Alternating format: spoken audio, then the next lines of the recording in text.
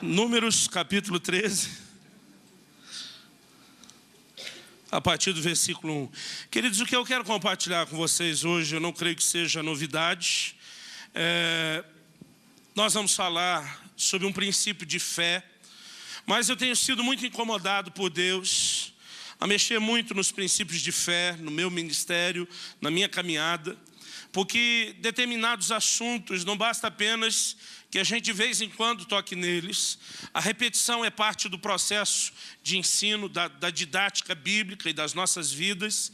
E aquele texto de Hebreus 2 que diz: importa que nos apeguemos com mais firmeza às verdades ouvidas, ele me encoraja muito a mexer em alguns assuntos. Talvez eu tente colocar uma roupagem um pouco diferente, né? Embora o assunto não seja novo, mas eu quero chamar a sua atenção para esse princípio. Números capítulo 13, versículos 1 e 2. Disse o Senhor a Moisés: envia homens que espiem a terra de Canaã, que eu hei de dar aos filhos de Israel.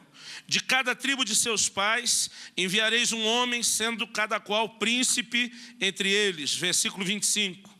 Ao cabo de 40 dias voltaram de espiar a terra. Caminharam e vieram a Moisés e a Arão e a toda a congregação dos filhos de Israel no deserto de Parã, a Cádiz, e deram-lhes conta a eles e a toda a congregação e mostraram-lhes o fruto da terra. Relataram a Moisés e disseram: fomos à terra que nos enviaste, e verdadeiramente mana leite e mel, e este é o fruto dela. O povo, porém, que habita nessa terra é poderoso, as cidades muito grandes e fortificadas. Também vimos ali os filhos de Enaque. Os amalequitas habitam na terra do Neguebe, os heteus, os jebuseus e os amorreus habitam na montanha, os cananeus habitam ao pé do mar e pela ribeira do Jordão. Então Caleb fez calar o povo perante Moisés e disse: eia, subamos e possuamos a terra, porque certamente prevaleceremos contra ela. Porém os homens que com ele tinham subido disseram: não poderemos subir contra aquele povo, porque é mais forte do que nós. E diante dos filhos de Israel infamaram a terra que havia espiado, dizendo: a terra pelo meio da qual passamos a espiar é terra que devora os seus moradores, e todo o povo que vimos nela são homens de grande estatura. 33. Também vimos ali gigantes, os filhos de Enaque são descendentes de gigantes, e éramos aos nossos próprios olhos como gafanhotos, e assim também o éramos aos seus olhos. Deixa aberta a sua Bíblia, nós vamos usar mais esse texto, especialmente no capítulo 14. Mas eu quero que você repare nessa frase do versículo 33. Éramos aos nossos próprios olhos como gafanhotos, e assim também o éramos aos seus olhos. Eu gosto muito de estudar no Velho Testamento a história de Israel, não apenas para entender a história de um povo ou a progressão da revelação bíblica, mas eu gosto muito de estudar aquilo que aconteceu naqueles dias, tirando paralelos de aplicação prática para nós, o povo de Deus hoje.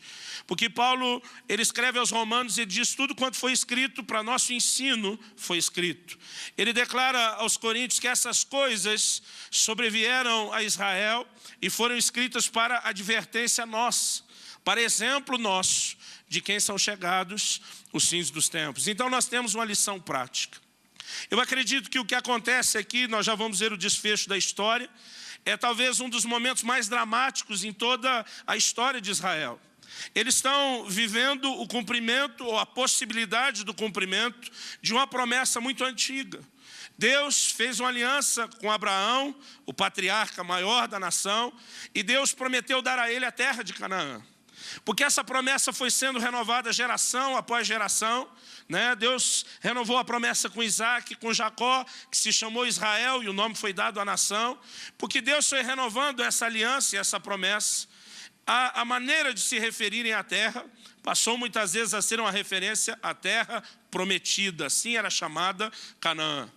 Deus fez uma aliança e uma promessa envolvendo não só a terra, mas a terra era um objeto específico do plano e do propósito de Deus, era a herança de Deus ao seu povo. E cada vez que ele se referia a essa terra, ele se referia como sendo uma terra que manava leite e mel. Deus predisse a Abraão que a sua nação e a sua descendência seria feita escravos, e que Deus permitiria que passasse mais de 400 anos até que a medida da ira dele contra os povos de Canaã se enchesse. Então Deus traria novamente a descendência de Abraão, não só para ocupar a terra, mas para ser um instrumento de juízo contra essas nações. Então nós estamos vivendo um momento da história em que Moisés foi usado por Deus para tirar e libertar o povo do Egito. Eles agora estão caminhando e eles chegam ao limiar da terra. É hora de entrar naquilo que gerações estão esperando e que Deus continua de forma reiterada garantindo: esse é o meu plano, é o meu propósito para vocês. E no entanto algo aconteceu. E antes de mexer naquilo que aconteceu, eu quero que você entenda o paralelo que nós temos aqui. Da mesma forma como Israel um dia foi liberto da escravidão de Faraó, a Bíblia diz em Colossenses 1,13 que Deus nos arrancou do império de Satanás. E nós também fomos libertos da escravidão, da tirania de Satanás sobre as nossas vidas. Quantos podem dizer amém? Amém. Glória a Deus por isso, fomos livres. Assim como o Egito, que era o lugar onde eles estavam presos, nós também fomos libertos não só da tirania de um homem, mas de toda uma estrutura, um sistema que envolve o mundo e o pecado. E assim como Deus os tira do Egito, não para que eles perambulem pelo deserto, mas para ter um destino certo, Deus também nos tem arrancado do império das trevas, do domínio do mundo e do pecado, para nos levar a um lugar de abundância, que é a nossa herança. Canaã, ele fala do lugar da plenitude de Deus na vida do crente. Ele não fala do céu. Eu, quando criança, cantava músicas como Caminhando Eu Vou para Canaã. Vocês são dessa época também? E nós cantávamos de Canaã como se Canaã fosse o céu, como se fosse aquele lugar a que deveríamos ter chegado. Mas a Bíblia diz: se Josué, que foi o conquistador que os introduziu, lhes tivesse dado descanso, Deus não prometeria um outro lugar de descanso. Então não era a figura do lugar de descanso, de repouso. Canaã era um lugar onde se travariam batalhas, onde haveriam lutas, onde tinham gigantes, cidades a ser conquistadas, mas era uma terra que manava leite e mel. Era um lugar de abundância. E eu quero dizer para você, Deus também tem para nós um lugar de abundância, um lugar de plenitude. Por favor, diga amém. Amém. Pastor, qual é a nossa Canaã? Eu creio que é Efésios 1,3. Diz: bendito seja o Deus e Pai de nosso Senhor e Salvador Jesus Cristo, o qual já nos abençoou com toda a sorte de bênçãos nas regiões celestiais em Cristo Jesus. Nós também temos um lugar de plenitude, um lugar de abundância à nossa disposição. Mas o que acontece aqui é uma receita de como permanecer de fora do melhor de Deus. É uma receita de como não entrar no que Deus tem. A atitude de alguns deles não é a receita que eu quero que você siga. É justamente a que você tem que evitar. Mas dois desses espias, quando Deus diz para Moisés: olha, manda os espias para que eles vejam como é a terra, a instrução era clara. Eu acredito, pelo menos é o que eu penso, se eu fosse um daqueles espias, que eu iria lá, olharia a terra, voltaria dizendo: é o que Deus disse, é boa. A Bíblia diz que eles mostraram o fruto da terra. Se você ver o versículo 23 e 24, você vai ver que dois homens juntos para carregar um cacho de uva. Um cacho de uva. Eu fico tentando imaginar que uva era essa, irmão, do tamanho de uma romã, do tamanho de uma maçã. Imagina alguém chegando na sua casa e você oferece para ele uma fruta. Você diz assim: quer uma uva? Não é um cacho. Você diz: quer uma uva? A pessoa diz: não, estou meio cheio, obrigado, só meia. Dois homens com a verga nos ombros para carregar um cacho de uva. Alguém diz: não, naquela época isso era normal. Se fosse normal, eles não tinham levado para o povo ver. Eles levaram para provar, para não ficar como história de pescador. Era um lugar, querido, abençoado. Deus disse que aquela terra recebia chuva no momento próprio. Era um lugar onde eles veriam da abundância de Deus. E nós precisamos entender isso. Eles chegam diante daquilo que é a vontade expressa, declarada de Deus por gerações para o seu povo. Mas, desses 12 espias, só 2 agiram de uma forma positiva, enquanto 10 deles reagiram de uma forma muito negativa. Eles chegam diante do povo e dizem: a terra é boa e esse é o seu fruto. Eu fico imaginando a congregação reunida. Se sou eu, já estou gritando: glória a Deus! Aí diz: a terra é boa, mas era bom demais para ser verdade. Uma terra como essa, irmãos, não estaria sem dono. uma terra como essa não estaria abandonada. Então a terra tem dono. E alguns imaginaram, bom, isso nós já esperávamos, nós estamos aqui para lutar. E diz, não, mas o dono não são pessoas quaisquer. Entre muitos desses donos estão gigantes. E numa época, querido, que a batalha era no mano a mano, com a espada na mão, não existia Rambo, nenhuma invenção tecnológica, nada do gênero. Ter alguém do outro lado com 1 metro a mais fazia muita diferença. E ele diz, além de ter donos, os donos são gigantes. E eu já fico imaginando o povo murchando, misericórdia. Se falar desse jeito, que você sabe que é crente, qualquer lugar que você tiver. Lá no sul é muito comum o pessoal, né, que tem influência dos gaúchos usar o termo barbaridade. Mas a gente brinca que já tem uma versão cruzada de crentes gaúchos dizendo barbaricórdia. Porque o misericórdia é certo, é parte da nossa gíria. Aí está lá, ele diz, e tem gigantes, eu imagino alguns, misericórdia. Aí diz, e não é só que tem gigantes, eles habitam em cidades fortificadas e muito bem fortificadas. E alguns já devem ter falado misericredo. Aí ele diz, e não são só cidades bem fortificadas, são cidades fortificadas em cima dos montes. E quanto mais eles falavam, pior ficava. Caleb interrompe e diz, não é isso não, nós vamos subir, nós vamos possuir a terra, nós vamos prevalecer contra eles, mas leva a maior gelada dos 10 e do povo. E olha como começa o capítulo 14, versículo 1, levantou-se, pois, toda a congregação, gritou em voz alta, e o povo chorou aquela noite, e todos os filhos de Israel murmuraram contra Moisés e Arão, e toda a congregação lhes disse, antes tivéssemos morrido na terra do Egito, ou mesmo nesse deserto, e por que nos traz o Senhor a essa terra, para cairmos a espada, e para que nossas mulheres e crianças sejam por presa? Não nos seria melhor voltarmos para o Egito? E diziam uns aos outros, levantemos um para nosso capitão e voltemos para o Egito. Então Moisés e Arão caíram sobre seus rostos perante a congregação dos filhos de Israel. E Josué, filho de Nun, e Caleb, filho de Jefoné. Como eu gosto desses dois, irmão. Quando chegar no céu, tem que abraçar essas duas criaturas com o abraço daqueles.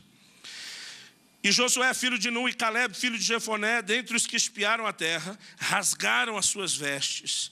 E falaram a toda a congregação dos filhos de Israel, dizendo, a terra pelo meio da qual passamos a espiar é terra muitíssimo boa. Se o Senhor se agradar de nós, então nos fará entrar nessa terra e nola dará, terra que mana leite e mel. Tão somente não sejais rebeldes contra o Senhor e não temais o povo dessa terra, porquanto como pão os podemos devorar. Retirou-se deles o seu amparo, o Senhor é conosco, não os temais. Eu fico animado quando eu vejo esses dois falando. É o tipo de crente que lá no sul a gente chama de aleluiado.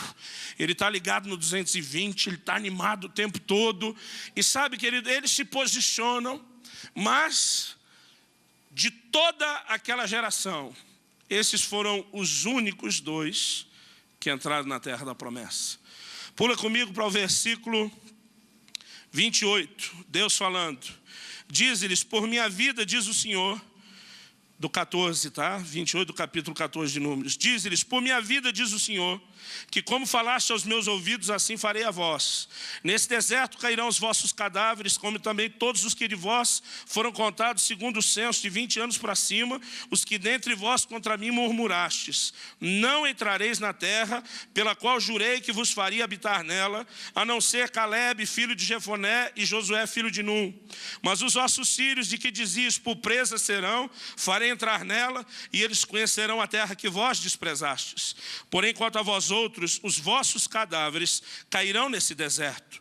Versículo 34, segundo o número dos dias em que espiastes a terra, 40 dias, cada dia representando um ano, levarei sobre vós as vossas iniquidades 40 anos, e tereis experiência do meu desagrado. Eu, o Senhor, falei, e assim farei a toda essa má congregação que se levantou contra mim. Nesse deserto se consumirão, e aí falecerão. 36, olha isso, é muito sério. Os homens que Moisés mandou espiar a terra, os 10 espias, e que voltando fizeram murmurar toda a congregação contra ele, infamando a terra. Esses mesmos homens que infamaram a terra, morreram de praga perante o Senhor. Mas Josué, filho de Nun, e Caleb, filho de Jefoné, que eram dos homens que foram espiar a terra, sobreviveram. Esse é um momento, querido, muito triste na história de Israel. Porque, como eu disse, eles chegam no limiar da terra. Era hora de entrar. Não é que Deus não queria. Não é que não fosse a vontade de Deus. Não é que não fosse o tempo de Deus. Tudo culminava para uma coisa só. Deus diz, está chegando a hora de vocês entrar. No entanto, eles agiram de uma forma errada. A pergunta é, não só esses 10 que morreram de praga, os 10 espias, mas com todo o restante daquela geração que não entrou. Se você comparar todo esse povo que ficou de fora, com Josué e Caleb, que foram os únicos de uma geração inteira a entrar na herança que Deus tinha, se você compará-los, você vai ficar surpreso com aquilo que realmente nos leva a estar dentro ou fora do que Deus tem. Todos eles, tanto Josué e Caleb de um lado, os que entraram, como os demais, todos eles tinham o mesmo Deus. Todos estavam caminhando e servindo ao mesmo Deus. Todos eles estavam debaixo de uma mesma promessa. Não só não tinham um Deus diferente, como a promessa era a mesma. Todos eles estavam diante do mesmo desafio, do mesmo problema. Então, eles não tinham dificuldades diferentes. O mesmo Deus, a mesma promessa e o mesmo problema. No entanto, alguns são bem-sucedidos em entrarem naquilo que Deus tem para eles e outros não. Por quê? Só há uma razão para o fato deles terem ficado fora do melhor de Deus. Hebreus 3,19 diz assim, vemos que não puderam entrar por causa da sua incredulidade. Vira para alguém ao seu lado e diz, a incredulidade te deixa fora do melhor de Deus. Por outro lado, a fé é o responsável por nos introduzir no melhor de Deus. Amém? A Bíblia diz que pela fé nós temos acesso a essa graça. Toda a manifestação da graça de Deus, a nossa disposição, ela tem uma porta de entrada, que é a fé. E sabe, querido, nós precisamos entender a operação da fé. O que distinguiu Josué e Caleb de todos os demais era a maneira como eles agiram em fé. Agora deixa eu dizer uma coisa para você, eu nasci no lar cristão. Eu cresci no meio do evangelho e eu posso dizer que talvez eu tenha mais hora dormindo em bancos de igreja do que talvez o berço de casa. Eu estou nesse meio desde pequenininho, desde que me entendo por gente. E muitas vezes, ao longo da minha vida, eu ouvi os pregadores dizendo, você tem que ter fé, você tem que crer, você precisa crer. Se creres, verás a glória de Deus. Aí citavam lá Tiago, não pense tal homem, falando do que duvida, que receberá do Senhor coisa alguma. Quem crê recebe, quem não crê recebe, tem que crer. E embora eu tenha ouvido isso durante toda a minha vida, eu quase nunca ouvi um pregador ensinar como a fé funciona, ensinar como a fé opera. Eles me diziam que eu tinha que fazer algo que eu não sabia como fazer. Eles me diziam para ativar a fé e não me diziam onde era o botão, que eu dava o start dela, ou eles não me diziam a maneira como ela funcionava. Então, eu tenho procurado gastar muito tempo ensinando de uma forma prática como você vai se mover em fé.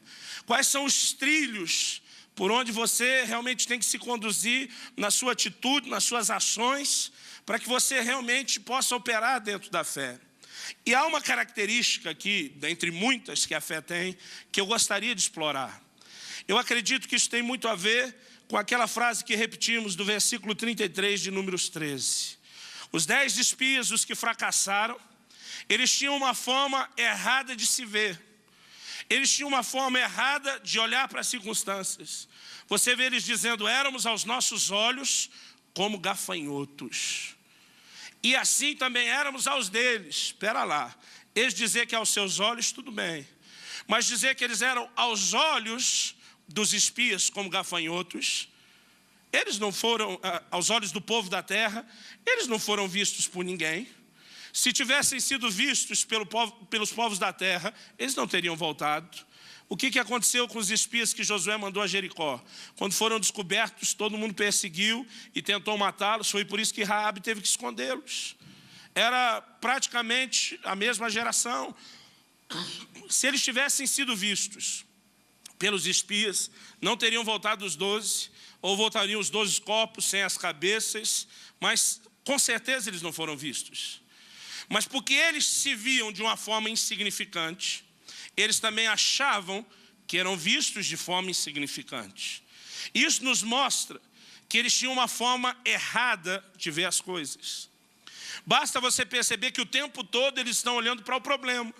Eles estão focando só nas circunstâncias negativas. Eles estão olhando só para aquilo que é circunstancial e mais nada. Então eles estão dizendo, a terra é boa, mas tem gigante.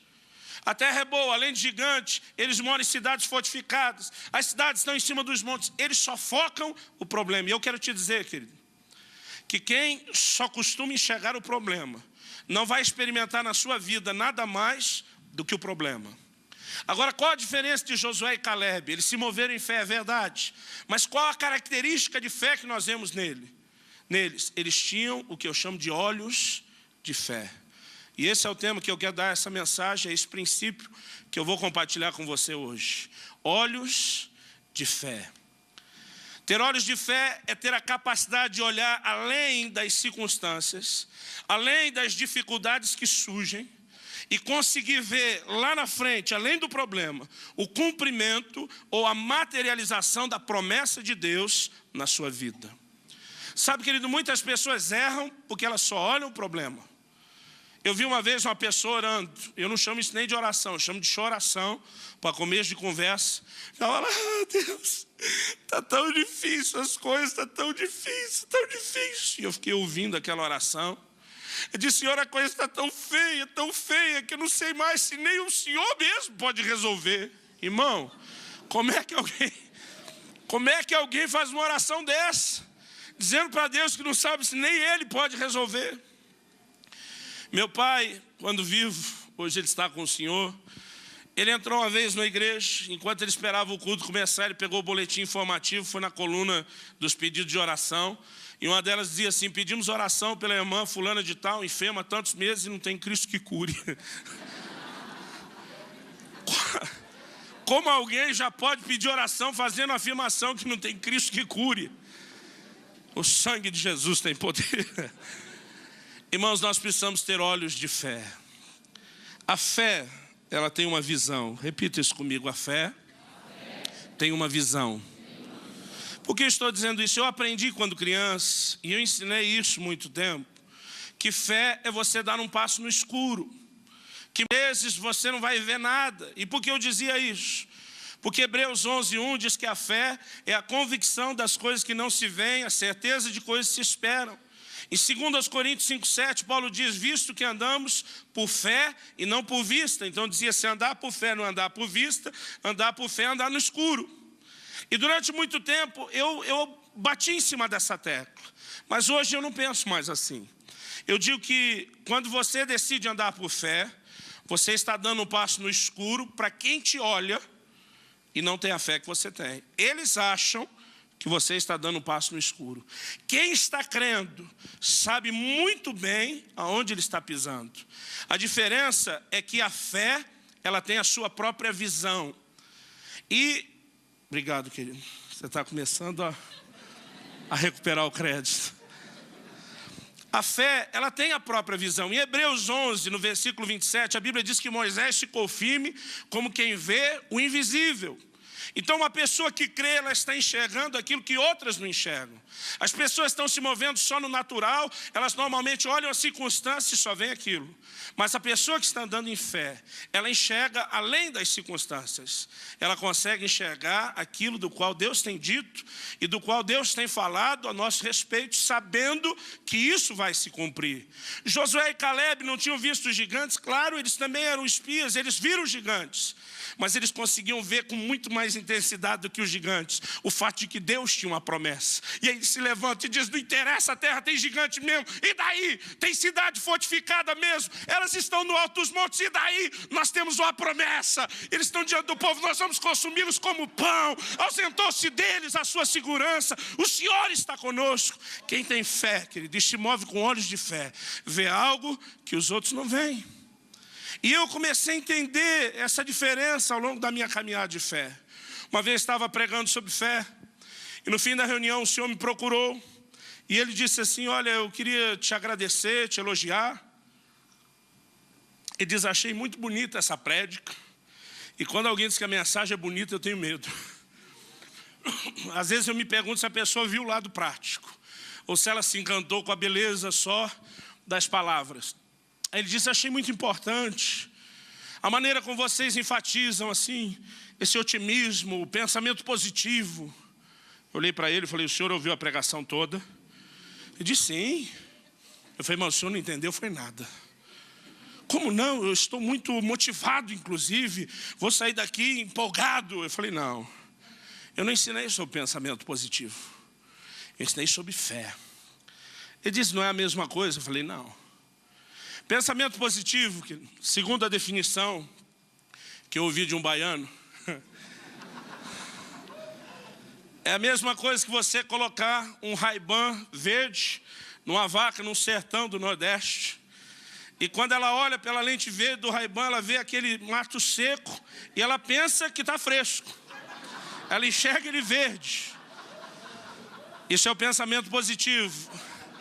É a mesma coisa que aquela frase de para-choque de caminhão. Tá ruim, mas tá bom.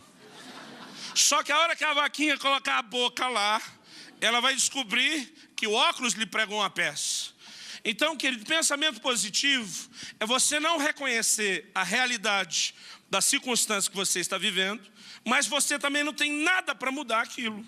Você só imagina algo diferente, mas você não mudou a sua situação. Ele me perguntou, e o que é fé? Falei, fé é você olhar para o capim seco, se colocando agora no lugar da vaca, mas uma vaca cristã, né, irmãos? E você olha para o capim e você diz, está seco. Mas eu tenho promessa de Deus. E a fé, querido, faz com que aquela circunstância mude. Ela diz, mas esse capim vai ser vivificado pelo poder de Deus. E de repente ele é transformado. Há uma diferença muito grande em você só imaginar algo melhor quando está ruim, ou dizer está ruim, mas está bom, e você crer. Porque a fé, querido, ela te faz enxergar algo, e aquilo que você enxerga é exatamente isso que vai mudar a realidade natural e que vai ser estabelecido. Então, algo que nós precisamos entender sobre essa questão de olhos de fé. Vá comigo para 2 Coríntios, capítulo 4. Esse é um dos meus textos prediletos sobre fé. 2 Coríntios, capítulo 4, versículo 16.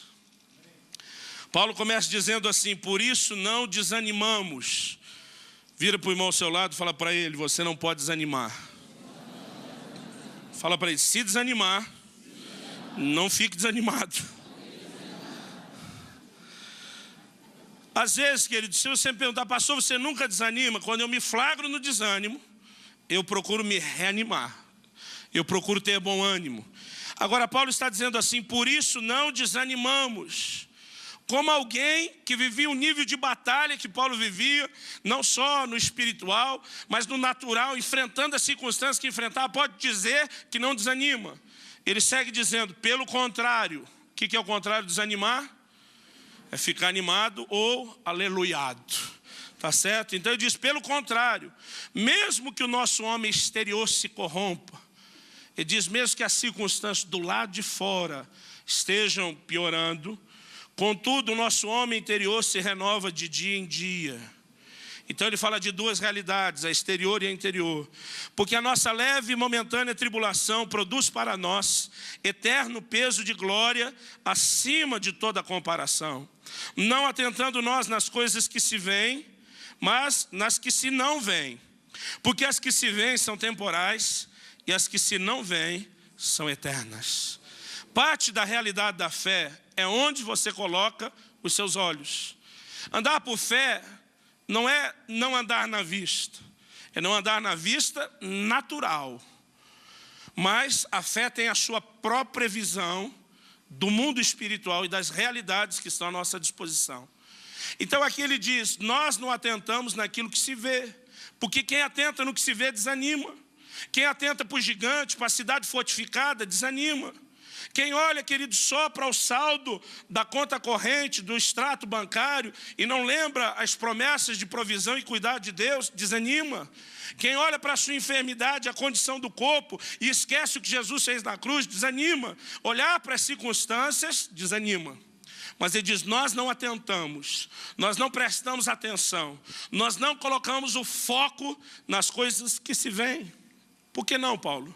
Porque as que se veem são temporais, são sujeitas à mudança.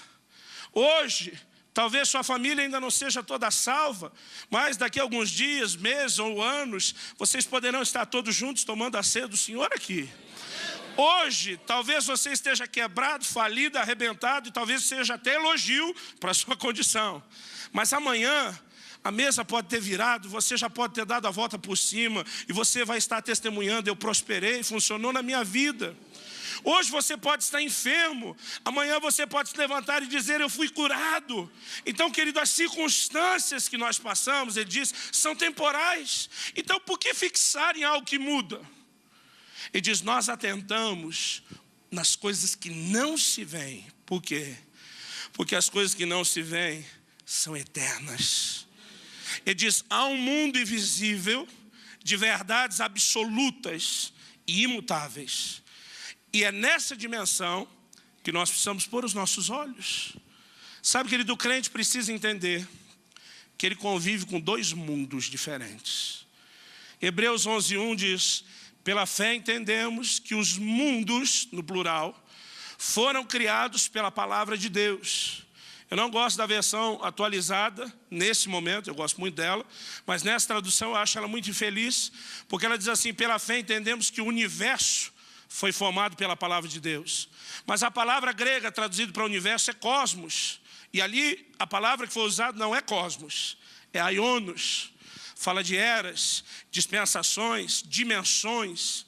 Então ele diz, os mundos foram criados pela palavra de Deus. E ele termina dizendo assim, de modo que aquilo que se vê, veio a existir a partir daquilo que não se vê.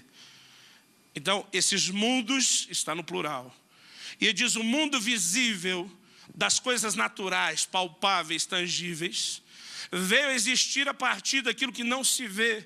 Então, o mundo invisível, que muitas vezes nos parece irreal, porque nós não temos o contato por meio dos sentidos, ele é que deu origem ao mundo visível. Então, ele é tão real quanto ou mais. Nós convivemos com dois mundos. E quando vamos relacionar com Deus e as coisas de Deus, nós temos que antenar nesse outro mundo invisível. A Bíblia diz, Deus é espírito, importa que os seus adoradores o adorem em espírito. Você tem que ter comunhão nesse nível. E nós precisamos entender isso. Em 2 Reis, no capítulo 6, nós temos um relato de como esses dois reinos muitas vezes podem estar em desacordo. Eles têm realidades, cada um tem a sua realidade, mas nem sempre a realidade dos dois está em harmonia. Em 2 Reis 6, a Bíblia fala que o rei da Síria mandou prender o profeta Eliseu, porque ele estava revelando as armadilhas que ele preparava para o rei de Israel.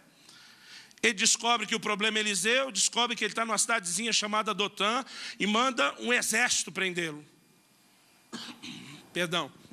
Ele manda um exército ali prendê-lo. Anoitece, tudo bem, tranquilo.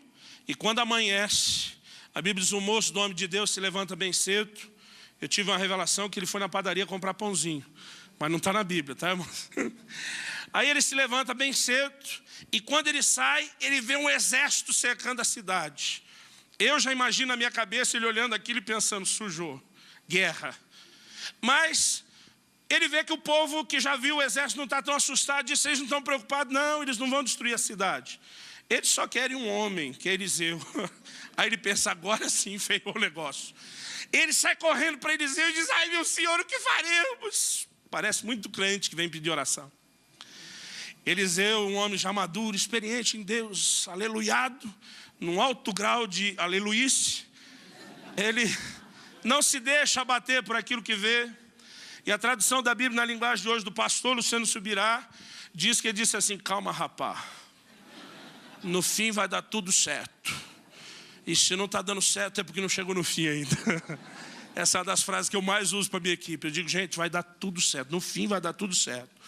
Eles olham e dizem, mas não está dando. Eu digo, é porque não chegou no fim ainda, criatura. Então naquele momento ele diz, calma rapaz, em maior número são os que estão conosco do que aqueles que estão com ele. Eu acho que a hora que o menino pensa, endoidou. Eu imagino ele contando 1, 2, 2, 1, 2, 2, 1. Como é que nós podemos ser em maior número do que esse exército? Eliseu vê que ele está preso só no mundo natural, naquilo que os olhos veem. E ele faz uma oração. Senhor, eu te peço, abre os olhos desse moço para que veja. Que olhos, querido? São os olhos espirituais. O natural está vendo muito bem o problema. E a Bíblia diz, e Deus abriu os olhos do moço, e ele viu que em volta de todo aquele monte de Eliseu havia carros e cavalos de fogo, era o exército de Deus, era anjo para tudo quanto é lado. E se sou eu, irmão, eu fico empolgado. Eu me imagino não só dando ó glória, mas eu ia provocar até o exército, ia dar de língua, dizer, vem agora. Agora pensa comigo. A realidade do mundo natural dizia que aqueles dois estavam fritos. A realidade do reino espiritual diziam que eles estavam protegidos e guardados. Quem usa só o recurso natural, enxerga só a realidade do reino natural, desanima e diz, não há saída. Quem consegue enxergar a realidade do reino espiritual, percebe que essas realidades diferentes do reino espiritual, na vida de um crente, alguém que caminha com Deus, são essas realidades que devem se sobrepor à realidade natural. Teve uma época que, para desafiar as pessoas a crerem, receber sua cura, eu dizia, essa enfermidade do seu corpo é uma mentira. E tinha gente procurando, não, pastor, é verdade, está doendo. Depois, um dia, eu comecei a explicar isso melhor. Então, eu dizia, isso é uma verdade no reino natural, mas não é uma verdade no reino espiritual. E é aqui que nós temos que entender algo, querido, do funcionamento da fé. Romanos 4, ali a partir do 19, diz que Abraão não atentou para o seu próprio corpo amortecido, nem para o amortecimento do ventre de Sara, mas, e isso é uma chave, não atentou, nem vacilou por incredulidade, antes se fortaleceu dando glória a Deus, e a Bíblia diz, estando convicto. Quem não olha para a circunstância, olha para onde? Estando convicto de que o que Deus tinha prometido era poderoso para cumprir. Quem tem olhos de fé, querido, ele consegue desprezar a realidade do reino natural, porque ele está vendo a realidade da promessa numa outra dimensão. E ainda que as duas realidades não estejam em acordo, ele sabe que a fé é uma espécie de portal entre esses dois mundos. A fé é aquele lugar, querido, por meio de onde você passa, não se prendendo só aqui no natural, vai lá no reino espiritual, pega uma outra realidade e você traz ela por esse portal para o lado de cá, para que ela mude e transforme a sua circunstância. E quem tem olhos de fé, ele se recusa a olhar só o que está acontecendo. Eu me lembro de um dia, eu precisava muito de um dinheiro. Eu orei por uma semana e aquele dinheiro não veio. Enquanto eu orava, minha esposa perguntava, o que nós vamos fazer? Eu falei, nós não vamos fazer nada, Deus vai mandar. A cada novo dia ela diz, já chegou? Ainda não. Quando foi aproximando o limite, que era uma quinta-feira, eu falei, olha, se até o meio-dia esse dinheiro não chegar na minha mão, eu vou para o banco. Ela falou, por quê? Eu falei, eu vou entender que Deus não teve ninguém nessa cidade para usar na minha vida, então ele vai ter que usar alguém de fora, e como o negócio é urgente, tem que ser via banco. E quando chegou a quinta-feira, na hora do almoço, ela me olhou e disse, e o dinheiro? Falei, ainda não chegou. Eu saí depois do almoço, fui para o banco, passei o cartão no caixa eletrônico, saiu o saldo zerado. Um pastor amigo meu disse que ultimamente quem está zerado já é prosperidade, só de não estar vermelho. Mas não tinha nenhum limite naquela conta, eu não tinha como tirar nada com ela zerada. E eu falei, Senhor, eu vou te dar mais uma meia hora e eu já volto. Então lá pela 1h30 eu voltei, tirei o saldo de novo, zerado. Falei, Senhor, não sei se eu que estou com pressa, o Senhor que está devagar, mas eu vou lhe dar mais meia hora. E eu voltei às 2, zerado. Eu falei, mais meia hora. Voltei 2h30, a conta estava zerada. Falei, Senhor, o tempo está findando.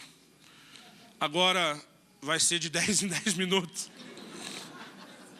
Eu me lembro que quando deu em torno de 3 horas, o funcionário que cuidava daquela parte do banco, que já tinha me dito, né, feito um comentário engraçadinho que eu estava ali de castigo, que alguém tinha me deixado ali de castigo, ele passou e falou para mim, de onde vem o dinheiro que você está esperando? E eu fiquei em pânico com a pergunta dele. Como é que alguém vai explicar que não sabe de onde vem o dinheiro? Então, diz que às vezes a melhor defesa é o ataque. Eu fui para cima dele, falei, por que você quer saber? Ele falou, não, dependendo da cidade de onde ia vir o depósito, se for do interior, o banco fecha às 3. Então, se for uma cidade do interior, já não vem mais, só amanhã. Eu falei, pode ficar tranquilo, eu saio daqui com o meu dinheiro hoje. E ele saiu, e eu, a cada 10 minutos, eu perguntei, paga para tirar saldo? Ele falou, não, só extrato. Eu já estava com uma pilha de saldo. E eu, falando em línguas e tirando saldo. Deixava a turma usar, daqui a pouco eu voltava, e, falando em línguas, eu com Deus, baixinho.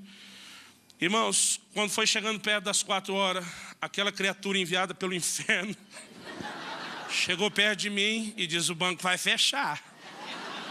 Eu falei, pode me fechar do lado de dentro, só saio daqui com meu dinheiro.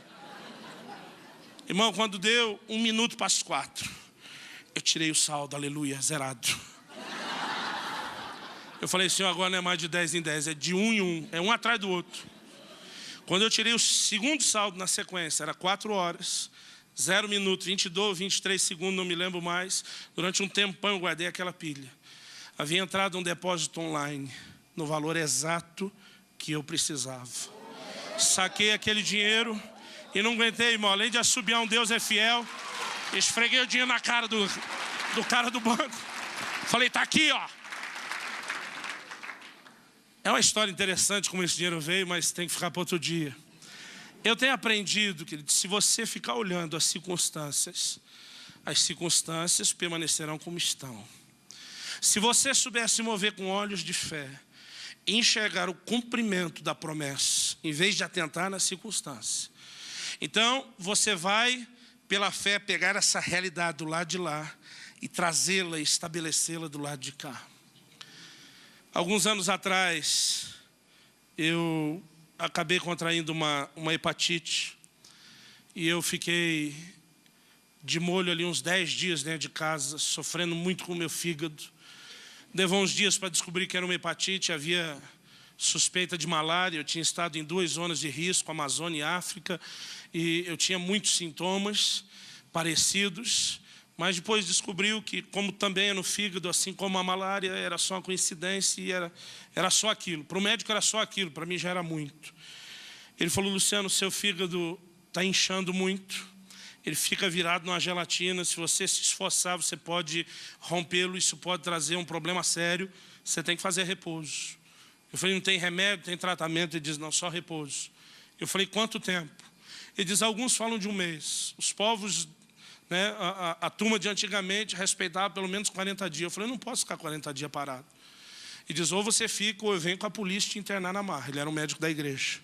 Ele diz, lá no púlpito o senhor manda, no consultório mando eu. Ele me diz. Aí eu tentei inventar um monte de desculpa. Eu estou correndo muito, estava precisando de um tempo mesmo e parei. Agora, irmão, eu sou assim, uma pessoa talvez hiperativa. Não consigo, eu tenho muita dificuldade de ficar parado.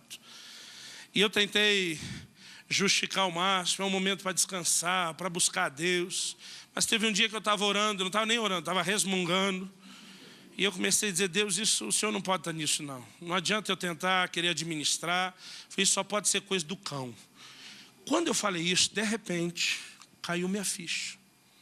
Foi como se Deus abrisse os meus olhos. Eu não sou desse tipo de gente que de ver um demônio em cada maçaneta de porta, né? Às vezes, até o contrário, às vezes eu demoro para discernir que aquela situação não era só natural. Mas naquele momento Deus me mostrou que não só eu, mas todos os pastores da igreja, nós estávamos enfrentando ataques específicos por conta de um momento muito bom que a igreja vivia. E Deus me fez entender que aquilo era batalha. E quando caiu a ficha, irmão, que eu falei, isso é o dedo do cão nisso, eu decidi não me conformar. Eu me levantei e falei, nada de ficar 40 dias, chega, acabou, eu tomo posse do que é meu, eu rejeito essa enfermidade, hepatite, eu te mando embora, pelas pisaduras de Jesus estou sarado. E eu comecei aquela briga de fé. A primeira meia hora você vai empolgado, que é uma beleza. Depois de umas 2 horas, irmão, você começa a se questionar se você não perdeu o juízo, falando sozinho com as paredes.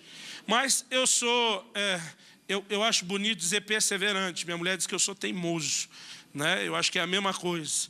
Eu, quando encano com algo, não desisto. E eu decidi entrar naquela briga pelo que era meu. Eu passei 2 dias inteiros, andando de um lado para o outro do quarto, Às vezes mudava um pouco o cômodo, porque enjoava do quarto. Mas a maior parte do tempo no quarto, declarando aquilo que era a minha realidade em Deus. Que eu não iria ficar com o fígado naquela condição. Eu estava com a icterícia, que é aquele amarelão no olho e na pele. E eu declarando que não aceitava aquilo, nem aqueles sintomas. E na segunda noite, eu acordei com um sonho. Não sei se dá para chamar isso de uma visão, um vislumbre, foi muito rápido. Mas eu me via indo ao banheiro, não sei, aqui, quem já sofreu de hepatite?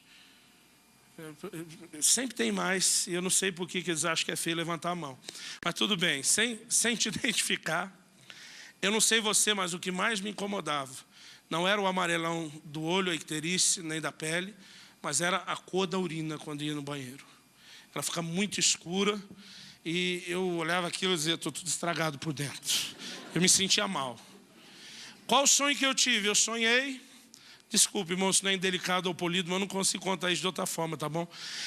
Eu sonhei, e nesse sonho eu me via indo no banheiro, e eu reparava que a cor da urina estava clara, e eu dizia assim, esse é o testemunho da minha cura, e que eu realmente me apropriei daquilo que é meu. E eu acordei nesse momento. Ai, irmão, não tive dúvida. Glória a Deus! Já pulei da cama, animado, aleluia. Senhor, eu te louvo pela minha cura. E fui no banheiro urinar, que cor estava urina escura. Irmão, eu voltei tão desanimado. Sabe aquele desânimo que manifesta até no físico? Eu parecia um orangotango, assim, arrastando as mãos no chão. Me joguei na cama e eu falei para mim mesmo, você quer achar que tudo é espiritual, que tudo sempre é o sobrenatural, que você é o cara, que você não passa pelo que os outros passam. Irmão, comecei aquele jogo que todo mundo conhece. E eu ali desanimado, resmungando comigo mesmo, sem culpar Deus, estava culpando só a mim mesmo. Tem um sonhozinho, já acho que é Deus. Aí, ó, você viu qual que é a sua verdade. E eu realmente estava ali, já começando assim o início de uma deprê. Aí o Espírito Santo falou comigo, e eu não esperava ouvi-lo. Eu não estava assim num momento de grande espiritualidade. Eu estava na carne mesmo, a coisa estava feia. Mas ele falou ao meu coração e disse, eu te mostrei a realidade do reino espiritual. Você decide se você fica com a realidade que eu te mostrei, ou com a realidade que você está vivendo. E eu não sei te explicar, querido, mas essa palavra mexeu com meus brios de um jeito. Eu pulei da cama e eu gritei não para Deus, gritei para o diabo. Revanche! Peguei uma jarra d'água, enchi ela, um copo, enchia, tomava, confessava uns versículos, tomava outro. E eu não via a hora de ir no banheiro e fui mexendo de água. E olha que não aguentei mais, que apertou a bexiga, corri no banheiro. Quando eu urinei, estava clara. Mas, aleluia. É a hora que o diabo fala na sua cabeça. Também com o tanto de água que você tomou. Irmão, continuou clara. No dia seguinte sumiu a icterícia, o amarelão do olho. Sumiu o amarelão da pele. No outro dia eu já comecei a perceber o desinchaço do fígado. Eu peguei tudo aquilo que o médico me proibiu terminantemente de fazer numa refeição. Juntei todas as proibições junto. Liguei para uma igreja, eu tinha desmarcado um culto, falei, estou indo agora nessa semana, e agora diz que é culto de cura, que eu vou me vingar do cão, daquilo que ele tentou me fazer. E quando cheguei lá depois do culto, um irmão falou, olha, o seu anfitrião que está lhe hospedando, ele é dono de um restaurante, ele tem um sistema à la carte muito bom, e ele diz, o que sua alma desejar, ele vai fazer para você. Eu virei para ele e falei, queridão, meu médico me proibiu por causa do fígado 4 coisas. Ele proibiu gordura, fritura, carne vermelha e derivado de leite. Eu falei, então, eu quero comer alguma coisa que tenha essas 4 coisas. Eu falei, vamos começar pela carne. Qual uma carne assim que tem uma gordura? Você tem aí uma costela, um cupim? Ele falou, pastor, seja mais nobre. Picanha. Falei, isso. Carne vermelha e gordura, não corta nada. Não é um conselho de dieta, tá, irmão? Foi só esse dia. Aí, falei para ele, e você frita? Ele falou, pastor, ninguém come picanha frita. Falei, hoje você vai fritar, porque tem que ser fritura. E falei, me manda uma porção de provolone junto. Ele falou, por quê? Eu falei, ou estou curado ou estou morto hoje. Um dos dois. Mas o bichão está firme aqui até hoje, graças a Deus. Aleluia.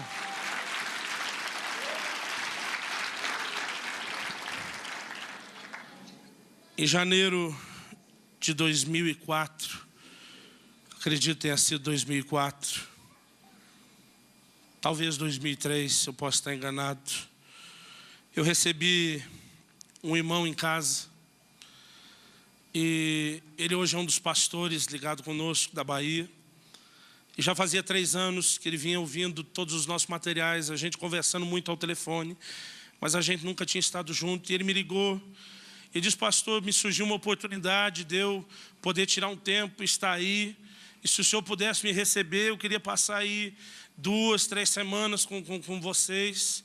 E eu pensei, o pior momento para receber alguém na minha vida é agora. Nós tínhamos começado uma nova igreja, eu levei 6 famílias comigo, eu não tinha sustento, nem as famílias. Eu tinha que correr, ministrando, realizando os trabalhos, vendendo material para tentar suprir todo aquele povo. Mas a igreja começou a se organizar, a estruturar, eu tinha que dar tempo a ela. E eu chamei aquelas famílias e falei: olha, esse mês de janeiro todo eu não saio. Atenção exclusiva só a igreja. Então todo mundo vai ter que depender de Deus. E nós fomos apertando o cinto. E quando ele me ligou, irmão, a coisa estava assim, feia. O dia que ele chegou em casa, eu falei: olha, queridão, aqui o negócio é o seguinte, nós vamos jejuar os próximos 3 dias. Você já vai entrar no esquema. E ele: oh, glória, é isso que eu gosto, é de homem de Deus mesmo. Então eu falei: não, querido, o negócio é o seguinte, não tem comida mesmo. Não vou enganar você. Ele me olhou, mas eu acho que ele não acreditou. O dia seguinte, eu falei para ele: fica à vontade, a casa é sua. O dia seguinte ele estava tão à vontade mesmo. Já foi lá, abriu a geladeira. E eu lembro que ele ficou olhando. Eu no escritório, ele só me gritou com aquele sotaque dele: pastor, sua geladeira está virada num coco. Falei: o quê? Ele disse: num coco. Falei: o coco eu entendi, qual é o significado? Ele disse: só tem água dentro. Eu falei: queridão, esse é o menor dos meus problemas. Daqui 3 dias, no fim do nosso jejum, eu tenho tantos R$1.000 em conta a pagar. E ele olhou para mim e disse: misericórdia, e de onde vai vir? Eu falei: te respondo com 2 palavras: não sei. Eu falei: você me ouve há tanto tempo pregar sobre fé. Eu falei: está na hora de você participar disso junto. Ele disse: mas o senhor não vai pregar em nenhum lugar? Eu falei: na quarta noite, um dia antes, eu vou pregar em Curitiba, né, porque eu estava no interior. E ele disse: vai vender material? Eu disse: vou. Tem oferta? Tem. Ele falou: Deus vai mover, irmão. Eu falei: olha, não conte só com isso. Deus pode mover de diversas formas. Não, mas eu creio. Aí depois, quando nós saímos do culto, ele comigo no carro, ele disse: e aí? Eu falei: e aí o quê? Já conseguiu? Eu falei: não sei. Ele disse: cadê o dinheiro das vendas? Eu falei: está aí no envelope. E oferta também. O senhor não contou? Eu falei: não. Aí eu tenho que contar, pastor, eu tenho que contar. Eu falei: querido, fica tranquilo, se não for isso. Não, mas me deixa contar. Eu falei: então tá bom. Eu dirigindo na estrada, ele acendeu a luz, contou, ele olhou para mim e disse: pastor do céu. Quando o cara fala com essa vozinha, você sabe que é feio. Ele disse: tem. Eu acho que era R$566. Eu disse: R$566. Eu precisava de 4.000 no dia seguinte. E ele dizia: agora? Eu falei: agora, irmão, nós vamos dormir, vamos esperar Deus agir, aos seus amados Deus. Ele diz: eu não vou conseguir dormir. O senhor vai conseguir dormir? Eu falei: irmão, se eu não conseguir dormir, pela excitação do milagre, não pela dúvida. Ele dizia: o senhor está brincando? Eu falei: querido, quanto maior o problema, maior vai ser a intervenção depois de Deus. Eu falei: eu já aprendi isso, eu me recuso a ficar olhando para uma circunstância que não está em acordo com aquilo que Deus diz na palavra. Falei: eu não me meti nesse problema à toa. Eu falei: eu estou nele porque eu estou cuidando daquilo que é de Deus, e Ele cuida do que é meu, e ponto final. E eu percebi, irmão, eu fiquei excitado com o milagre. Eu dizia: Jesus, o que o senhor vai fazer dessa vez? O senhor nunca faz igual, como é que vai ser? E eu demorei para dormir, mas eu acabei dormindo. E de manhã acordei com o telefone tocando, fui atender. Uma pessoa que mora fora do Brasil, estava passando pelo Brasil, me ligou e disse: desculpe te ligar assim cedo, mas Deus me trouxe um incômodo muito grande no meu coração nessa manhã, de eu te ligar e dizer que eu estou te mandando uma oferta. Ela diz: essa oferta não é para a igreja, não é para o Ministério dos Livros, eu estou dando para você, você faz o que você quiser. Falei: que bênção. E eu falei: como você pretende mandar? A pessoa falou: por depósito. Eu do lado de cá: que banco você prefere? Irmão, a gente vive pronto para esses momentos. Tem conta tudo quanto é banco. O ministério. Eu falei, o Banco do Brasil para mim é melhor. Eu falei, ótimo, agência tal, conta tal. Aí eu falei assim, olha, eu sei que é indelicado da minha parte, eu podia consultar isso na internet depois. Mas qual o valor? Porque a pessoa dizia, e o estranho é que Deus colocou um valor quebrado no meu coração. Não é um número cheio. Eu falei, qual o valor que você vai depositar? A pessoa me disse assim, R$3.434. Quando você somava com os 566, dava os 4 redondinho. Eu desliguei aquele telefone, fui acordar o baiano. Falei, está aqui. Querido, eu tenho aprendido que se nós ficarmos olhando para as circunstâncias, nós vamos desanimar e nós não vamos ver nenhuma circunstância mudar. Se tudo que você consegue é se enxergar como gafanhoto e achar que você não tem direito à herança de Deus para você, você vai ficar de fora. Porque só uma forma de entrar é por fé. E a fé, querido, entre as várias características que ela tem na sua forma de funcionar, ela tem muito forte essa característica. A fé não olha a circunstância. A fé olha o cumprimento da promessa sempre. Ela sabe que a circunstância é real. Não quer dizer que não é. Mas ela sabe que ela tem uma realidade maior, superior, na qual se apoiar. E é essa realidade espiritual que ela vai trazer para o natural e transformar a sua circunstância. Eu não sei como você está olhando para 2007. Eu quero te dizer uma coisa, querido, a minha alegria não é achar que o governo vai tornar as coisas melhores. Não é achar que no natural tudo vai melhorar. Eu não quero parecer pessimista, mas eu tenho muitas razões para achar que no natural vai piorar. Mas eu não sou guiado por esse sistema natural. Eu estou debaixo de promessas. Eu tenho um Deus que se agrada em fazer diferença entre o justo e o ímpio. Que tem o seu próprio sistema de economia, de valores, de princípios. E eu decido viver dentro desse sistema. Então, eu preciso aprender como me relacionar com as circunstâncias. Quando elas surgem, eu preciso saber exatamente onde eu vou colocar os meus olhos. Porque a fé, ela tem a sua própria visão.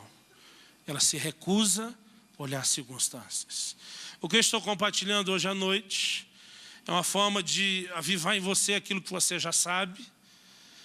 É uma forma de te ajudar não só a lidar com qualquer circunstância que você esteja vivendo agora, mas é um desafio que eu trago para que você entre em 2007, não com o Ray-Ban verde do pensamento positivo, mas para que você entre com olhos de fé, que você consiga enxergar além dos problemas, a materialização e o cumprimento da promessa de Deus na sua vida, em nome de Jesus. Você pode dizer amém? Vamos ficar em pé.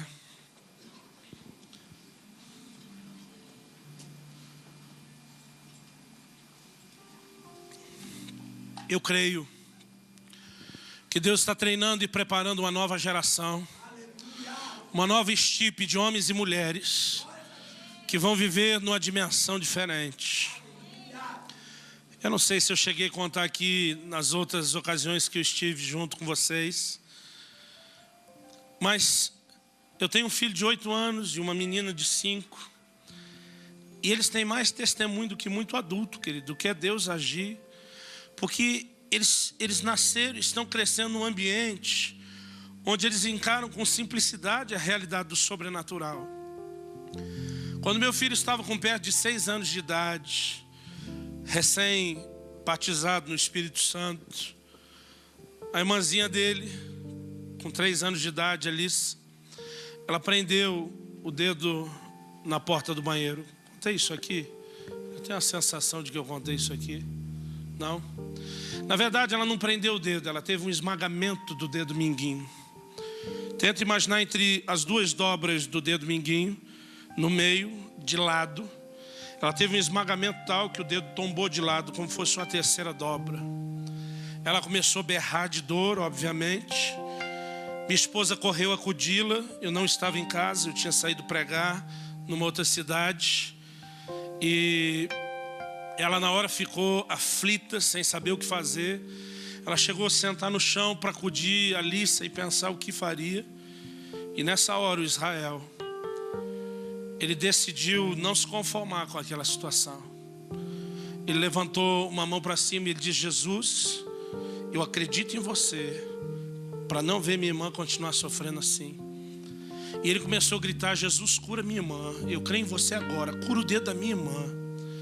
Enquanto ele rodeava ali o corredor, onde aquele estava sentado no chão com a Alice, clamando e gritando, aquele diz: Luciano, eu vi. Se me contassem, talvez teria dificuldade de acreditar. Ela diz: mas eu estava vendo.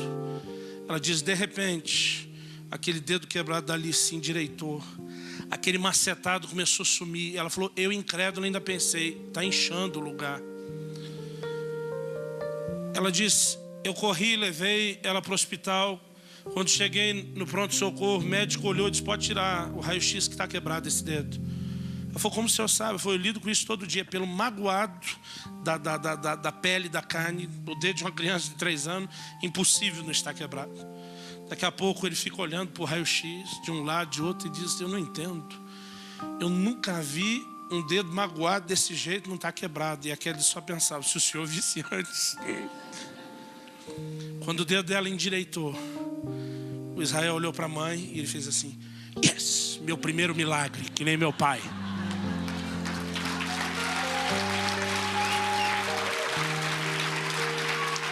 Alguém me perguntou outro dia: pastor, o que é relevante para aplicar fé e o que não é, para tentar achar um caminho natural? Depende de você, irmão.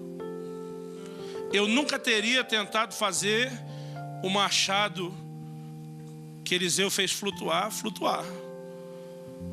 Até ler esse relato bíblico, eu nunca achei que Deus pudesse se importar com a ferramenta de alguém que afundou. E talvez eu teria tentado uma solução natural. Mas a Bíblia não diz o que pode e o que não pode funcionar. Tudo depende, querido, daquilo que nós cremos. Sabe, eu não estou tentando vender a ideia de que tudo é só a fé. Eu sei, há uma vida natural, há princípios que nós praticamos. Mas muitas vezes nós nos conformamos demais com a realidade dos problemas. E muitas nossas orações mostram nossa falta de fé pelo tempo que a gente gasta falando para Deus o tamanho do nosso problema. Alguém disse outro dia que a fé, em vez de fazer você ficar contando para Deus o tamanho do seu problema, faz você agir de forma contrária e dizer para o seu problema o tamanho do seu Deus. Aquele que está em você ainda é maior do que aquele que está no mundo. E quando nós decidimos aplicar fé, e a fé funciona assim: você despreza a circunstância porque você atenta no cumprimento da promessa. Quando nós decidimos aplicar fé, nós vamos ver muitas circunstâncias sendo mudadas. Quantos creem que são parte de uma igreja de vencedores? Os vencedores são homens e mulheres de fé. Amém? Nessa noite eu quero que você pare de olhar para o problema que está tão vivo na sua mente e que você comece pelo Espírito a enxergar a resposta de Deus. Talvez o Senhor queira encher o seu coração com uma visão dessa família restaurada, rendida aos pés do Senhor. Talvez o Senhor queira encher seus olhos espirituais com a visão de cura, dessa intervenção de Deus, fazendo com que você seja totalmente saudável. Talvez o Senhor queira mudar a forma como você tem olhado para a sua vida material e financeira. Mas nessa noite, querido, permita que o Senhor te leve a andar e caminhar com olhos de fé. As circunstâncias não determinarão aquilo que você vai viver, mas o que vai determinar o que você vai viver e experimentar são as promessas fiéis de um Deus fiel que você serve, de um Deus que tem dito: eu, Senhor, velo sobre a minha palavra para fazê-la cumprir, de um Deus que tem dito: passarão os céus e a terra, mas a minha palavra não há de passar. Quem tem olhos de fé não age como a mulher de Jó, que disse: amaldiçoa seu Deus e morre. Não. Ele é alguém que tem nos lábios a expressão: eu sei que o meu Redentor vive e que Ele há de se levantar sobre a terra. Quem tem olhos de fé declara como Paulo: eu sei em quem tenho crido e estou bem certo que Ele é poderoso Quem tem olhos de fé pode dizer como Abraão: estou convicto de que Ele é poderoso para cumprir aquilo que prometeu. Nós não pedimos a Deus que fizesse essas promessas, Ele fez porque quis. Eu não pedi para ter uma Canaã espiritual, Ele decidiu me dar, é vontade dEle. Então quando eu entro lá, não é só para o meu melhor, para a minha alegria, mas Ele será glorificado nisso. Porque quando você entra em Canaã, você passa a ser alguém que expõe na vitrine o que é o poder de Deus na vida de alguém. E em nome de Jesus, querido, você vai viver o melhor de Deus. Você vai entrar num ano que vai ser na sua vida o ano do favor do Senhor. Em nome de Jesus. Comece a declarar isso. Comece a profetizar a respeito desse próximo ano, que vai ser o ano do favor do Senhor na sua vida. Em nome de Jesus. Espírito Santo, você que é chamado o Espírito da fé nas Escrituras, sopra sobre os nossos corações hoje. Vivifica a Tua palavra, Senhor. Permita-nos ter mais do que uma palestra, um discurso. Transforme em vida a Tua palavra em nós. Abre os nossos olhos, como o Senhor abriu os olhos do moço de Eliseu. Abre os nossos olhos para enxergarmos a realidade da promessa e não nos apartarmos dela. Oh, em nome de Jesus, perdoa-nos, Senhor.